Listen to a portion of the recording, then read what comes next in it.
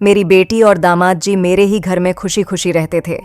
लेकिन कुछ दिन बाद दामाद जी मुझे कुछ अजीब तरह से देखने लगा। उसका देखने और बात करने का तरीका बहुत अजीब हो गया था। और फिर एक दिन जब घर पर मैं अकेली थी, उसने मेरे साथ वो किया जिसकी मैंने सपने में भी कल्पना नहीं किया था। नमस्कार दोस्तों, आज की इस रोमांचक कहानी में आप सबका स्वागत है। कहानी पूरी जरूर देखें, तभी आपको आनंद का अनुभव होगा। मेरा नाम रेखा है और मैं मध्य प्रदेश के अशोकनगर जिले की रहने वाली हूँ। हमारी फैमिली में मेरा पति और एक छोटी बेटी जिसका नाम सीमा है। मेरे पति रमेश सरकारी नौकरी में थे, लेकिन उनके मृत्यु के बाद में मैं अपनी बेटी सीमा के साथ अकेली रह गई। हमारी जिंदगी सादगी से भरी थी, लेकिन मैंने हमेशा यह सपना देखा था कि मेरी बेटी की शादी एक अच्छे घर में हो। मैंने अपने बेटी को अच्छे से पढ़ाया लिखाया। मैंने अपनी पूरी जिंदगी अपनी बेटी सीमा को संवारने में लगी दी। मैं एक साधारण दिखने वाली महिला हूँ, मध्यम कद, गोरा रंग, बड़ी बड़ी आंखें और चेहरे पर एक अजीब सा सुकून। मेरी उम्र 38 साल है, लेकिन लोगों का उम्र से छोटी दिखती हूँ। शायद यही मेरी सबसे बड़ी समस्या बन गई, जिसे देखकर मेरा दामाद भी मुझे अपना बनाने के सपने देखने लगा। सीमा मेरी जिंदगी थी।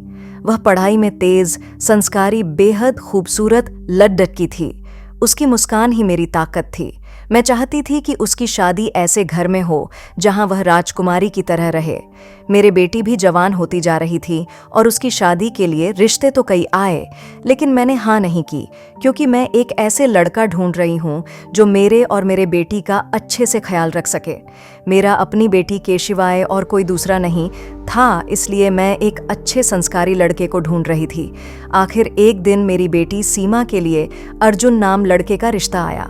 जांच पड़ताल करने के बाद मुझे अर्जुन में कुछ खास लगा। अर्जुन एक बड़ा बिजनेसमैन था, पढ़ा लिखा, सलीकेदार और बहुत विनम्र। उसकी माँ थी और उसके पिता रिटायर हो चुके थे। वह अकेला था और अपने लिए एक ऐसे परिवार की तलाश में था जहां उसे अपनापन मिले। मैंने सोचा, क्यों एक बार अर्जुन से मिलूं। जब मैं पहली बार अर्जुन से मिली तो मुझे लगा कि यही वह लड़का है जो माँ मेरी बेटी को खुश रख सकेगा। उसकी बातों में शालीनता था। मैंने अर्जुन को अपनी नेति के लिए परफेक्ट लड़का चुन लिया। फिर कुछ दिन बाद सीम और अर्जुन की शादी की रस्में बड़े धूमधाम से हुई। मुझे लगा कि भगवान ने मेरी हुआ सुन ली।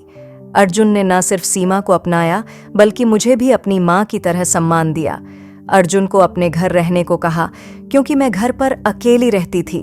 अगर मेरी बेटी अर्जुन के साथ चली जाती तो मैं घर पर अकेली बोर हो जाती। अर्जुन ने मेरी बात मान लो और कहा, माँ जी, आप बिल्कुल भी चिंता करें, आप मुझे अपना ही बेटा समझे। मैंने अर्जुन को घर जामई बनाकर अपने घर पर रख लिया।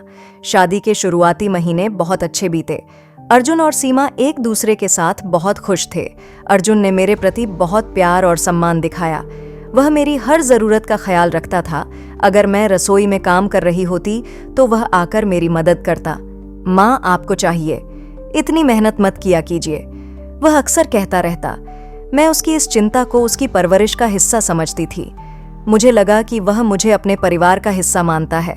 सब कुछ ठीक चल रहा था और हम लोग अपनी लाइफ में बहुत ही खुश थे।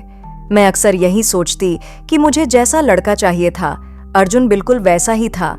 लेकिन कुछ ही महीनों बाद अर्जुन का व्यवहार धीरे धीरे बदलने लगा। वह मेरी हर बात पर ध्यान देने लगा। मैं क्या पहनती हूँ, क्या कहती हूँ, किससे बात करती हूँ, सब कुछ उसकी नजरों में रहता। एक दिन उसने मुझसे कहा, माँ, आपको पता है, आप अपनी उम्र छोटी दिखती हैं। कोई आपको देखकर नहीं कह सकता कि आप सीमा की माँ हैं। मैं उसकी बात को हंसी में टाल देती थी, लेकिन उसके बात करने का तरीका अजीब था।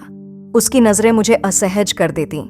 धीरे धीरे मुझे एहसास हुआ कि अर्जुन मेरे प्रति कुछ ज्यादा ही आकर्षित हो रहा है।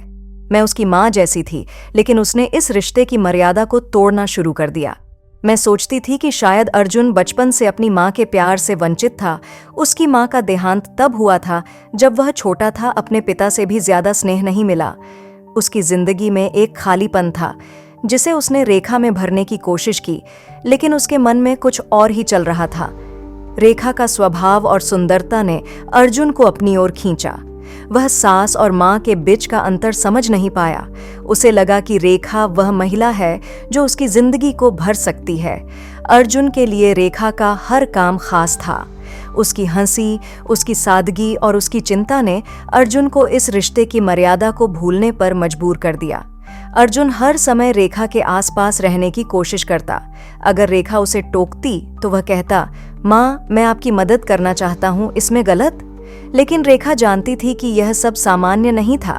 लेकिन धीरे धीरे उसकी बातें और उसकी नजरें मुझे कुछ अजीब लगने लगीं। वह बार बार मेरी तारीफ करता। एक दिन जब सीमा काम पर गई हुई थी, अर्जुन मेरे से कहा, माँ, मैं आपसे कुछ कहना चाहता हूँ।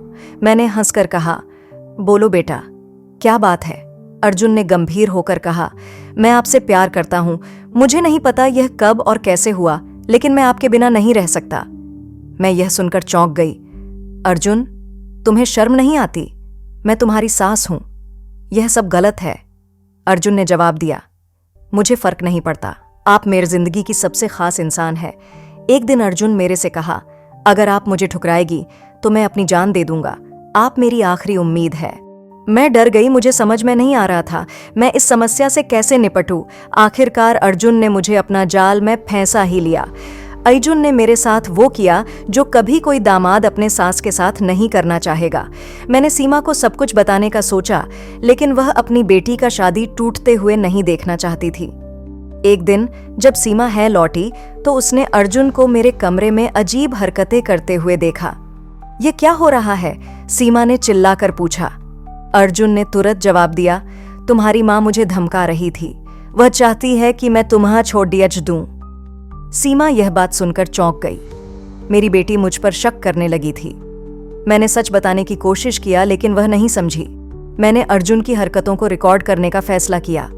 एक दिन मैंने अर्जुन की हरकतों और बातों को रिकॉर्ड किया और वह साबुत मैंने सीमा को दिखाया। जब सीमा ने सच्चाई सुनी तो वह फर फुटकर रोने लगी। माँ, मुझे माफ कर दो, मैंने आप मर शक किया। सीमा ने उसी दिन अर्जुन को घर से निकल दिया और तलाक की प्रक्रिया शुरू कर दी।